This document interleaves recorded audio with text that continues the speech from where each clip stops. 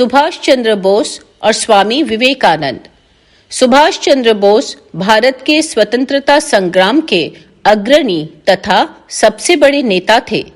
द्वितीय विश्व युद्ध के दौरान अंग्रेजों के खिलाफ लड़ने के लिए उन्होंने जापान के सहयोग से आजाद हिंद फौज का गठन किया था। उनके द्वारा दिया गया जय हिंद का नारा भारत का राष्ट्रीय नारा बन गया। तुम मुझे खून दो, मैं तुम्हें आजादी दूंगा, यह नारा भी उनका ही था। जन्म: नेताजी सुभाष चंद्र बोस का जन्म 23 जनवरी 1897 को उड़ीसा के कटक शहर में हिंदू कायस्थ परिवार में हुआ था। उनके पिता का नाम जानकीनाथ बोस तथा मां का प्रभावती था। जानकीनाथ कटक के मशहूर वकील थे। वे बंगाल विधानसभा के सदस्य भी रहे। अंग्रेज सरकार ने उन्हें राय बहादुर का खिताब दिया था, पर अंग्रेजों के दमन चक्र के निषेध में उन्होंने उसे लौटा दिया था। इससे सुभाष के मन में अंग्रेजों के प्रति कटुता ने घर कर लिया। शिक्षा: कटक के प्रोटेस्टेंट स्कूल से प्राइमरी शिक्षा पूर्ण कर 1909 में सुभाष रेवेनशॉ स्कूल में भर्ती हुए। मात्र 15 वर्ष की आयु में सुभाष ने विवेकानंद साहित्य का पूर्ण अध्ययन कर लिया था। 1915 में उन्होंने इंटरमीडिएट की परीक्षा बीमार होने के बावजूद द्वितीय श्रेणी में उत्तीर्ण हुए। 1916 में वे दर्शन शास्त्र ऑनर्स में बीए के लिए कलकत्ता के प्रेसिडेंसी कॉलेज में दाखिल हुए। 49वीं बंगाल रेजिमेंट में भर्ती के लिए उन्होंने परीक्षा दी, किंतु आंखें खराब होने के कारण उन्हें सेना के लिए अयोग्य घोषित कर दिया गया।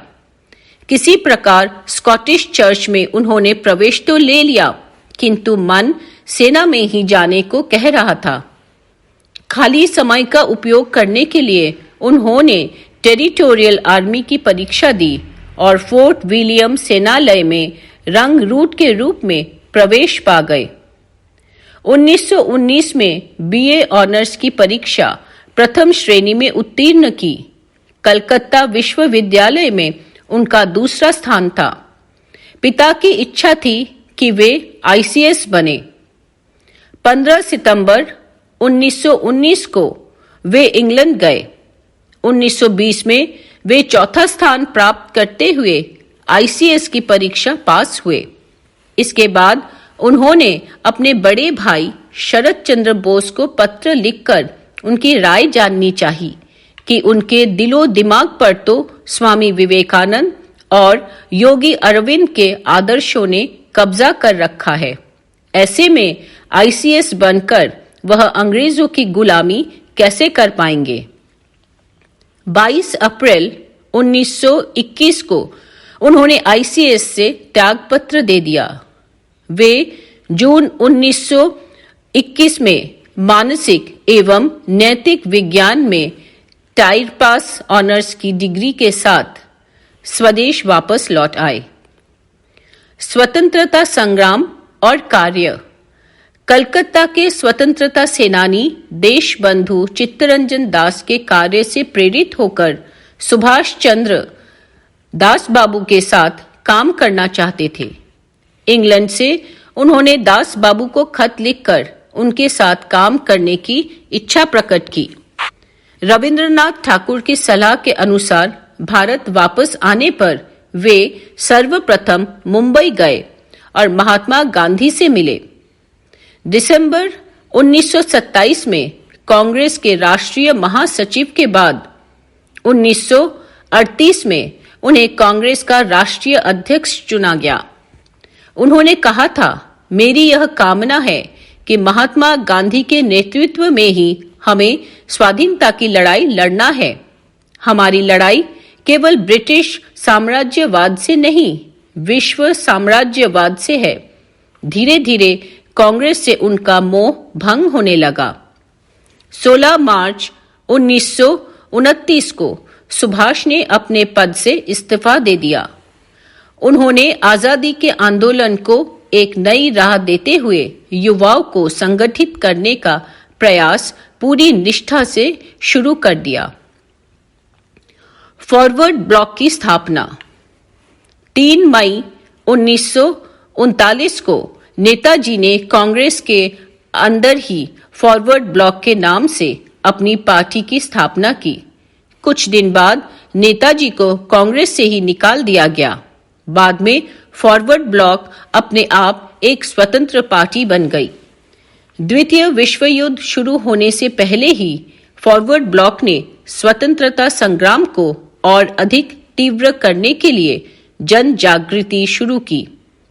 कुछ इतिहासकारों का मानना यह है, जब नेताजी ने जापान और जर्मनी से मदद लेने की कोशिश की थी तो ब्रिटिश सरकार ने अपने गुप्तचरों को 1941 में उन्हें खत्म करने का आदेश दिया था। नेताजी ने 5 जुलाई 1943 को सिंगापुर के टाउन हॉल के सामने सुप्रीम कमांडर के रूप में सेना को संबोधित करते हुए दिल्ली चलो का नारा दिया और जापानी सेना के साथ मिलकर ब्रिटिश व कॉमनवेल्थ सेना से बर्मा सहित इम्फल और कोहिमा में एक साथ जमकर मोर्चा लिया। 21 अक्टूबर 1943 को नेताजी ने आजाद हिंद फौज के सर्वोच्च सेनापति की हैसियत से स्वतंत्र भारत की अस्थायी सरकार बनाई, जिसे जर्मनी, जापान, फिलीपींस, कोरिया, चीन, इटली, मांचुको और आयरलैंड सहित 11 देशों की सरकारों ने मान्यता दी थी। जापान ने अंडमान व निकोबार द्वीप इस अस्थायी सरकार को दे दिए। नेताजी उन द्वीपों में गए और उनका नया नामकरण किया। 1944 को आजाद हिंद फौज ने अंग्रेजों पर दोबारा आक्रमण किया और कुछ भारतीय प्रदेशों को अंग्रेजों से मुक्त भी करा लिया। कोहिमा का युद्ध 4 अप्रैल 1944 से 22 जून 1944 तक लड़ा गया। एक भयंकर युद्ध था। इस युद्ध में जापानी सेना को पीछे हटना पड़ा था और यही एक महत्वपूर्ण मोड़ सिद्ध हुआ। 6 जुलाई 1944 को उन्होंने रेंगून रेडियो स्टेशन से महात्मा गांधी के नाम एक प्रसारण जारी किया, जिसमें उन्होंने इस निर्णायक युद्ध में विजय के लिए उनका आशीर्वाद और शुभकामनाएं मांगी। मृत्यु। नेताजी की मृत्यु को लेकर विवाद है। कुछ लोग कहते हैं कि एक विमान दुर्घटना में उनकी मृत्यु हुई और कुछ अन्य लोगों का अनुमान है कि उन्होंने संन्यास लेकर अपनी चिराकांक्षित मोक्ष की साधना में मनोनियोग किया। नेताजी और रामकृष्ण संघ।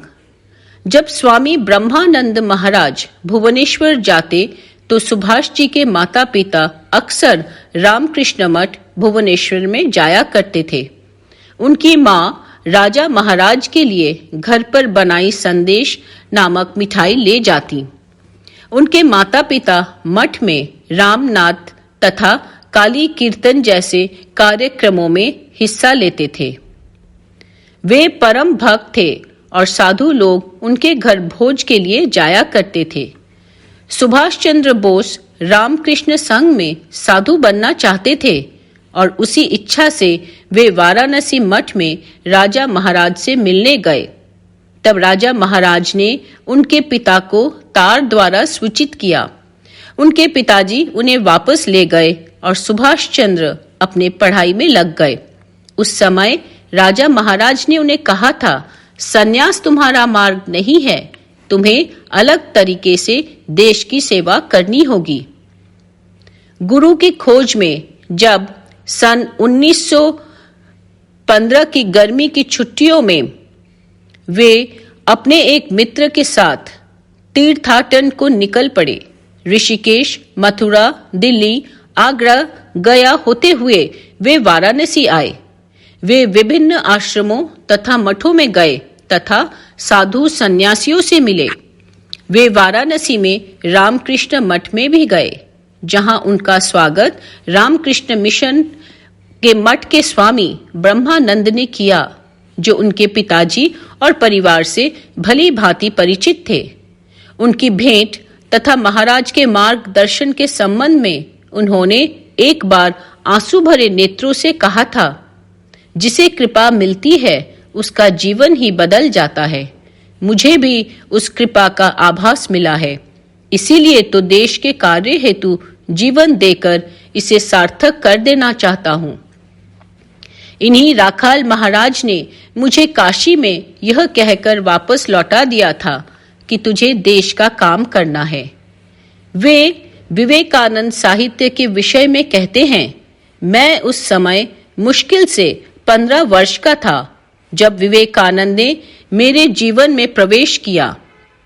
इसके परिणाम स्वरूप मेरे भीतर एक उथल पुथल मच गई, एक क्रांति घटित हुई। स्वामी जी को समझने में तो मुझे काफी समय लगा, लेकिन कुछ बातों की छाप मेरे मन में शुरू से ही ऐसी पड़ी कि कभी मिटाई न मिट सकी। विवेकानंद के द्वारा मैं क्रमशः उनके गुरु रामकृष्ण परमहंस की ओर झुका। मैं उन पुस्तकों को दिन पर दिन, सप्ताह पर सप्ताह और महीने पर महीने पढ़ता चला गया।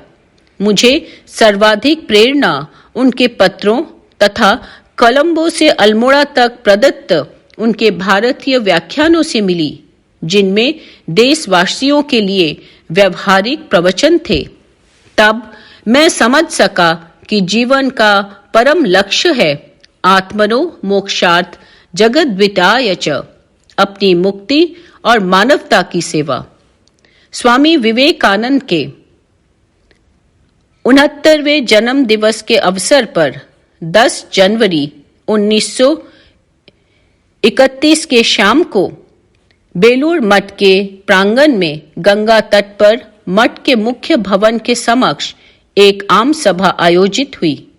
मठ से आमंत्रण पाकर कलकत्ता के महापौर के रूप में उक्त सभा की अध्यक्षता करते हुए सुभाष बाबू ने कहा था, रामकृष्ण विवेकानंद की धर्म समन्वय की वाणी भारतवासियों को संपूर्ण हृदय के साथ अपनानी होगी। जय स्वामी विवेकानंद।